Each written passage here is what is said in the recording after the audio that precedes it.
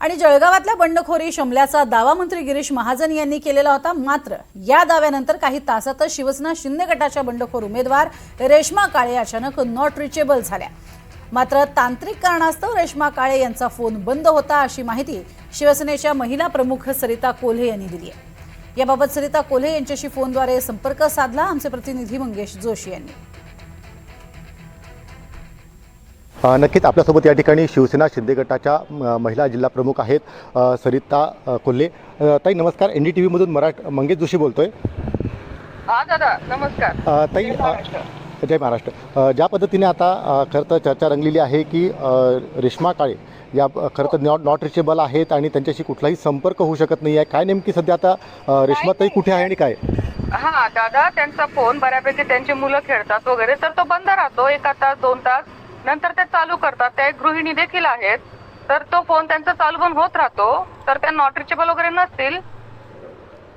पण ज्या पद्धतीने आता खरं तर काल गिरीश महाजन जे आहेत हे नाशिकचा तिढा सोडवल्यानंतर जळगावमध्ये दाखल झाले। त्यांनी रात्री बैठका देखील घेतल्या आणि जळगावमधील देखील तिढा जो आहे हा सुटलेला असल्याचं म्हटलेलं आहे। आणि एकनाथ शिंदे थोड्या वेळात त्यांच्या निवडणुकीच्या रिंगणातून माघारीबाबत त्या ठिकाणी स्पष्ट करतील असं देखील त्यांनी म्हटलेलं आहे।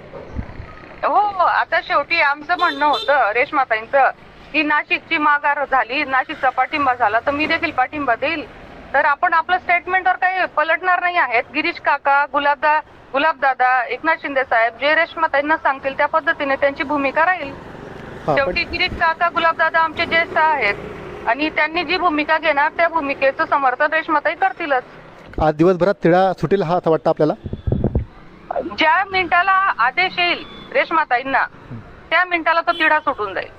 नक्कीच धन्यवाद ताई आपण दिलेल्या प्रतिक्रियेबद्दल।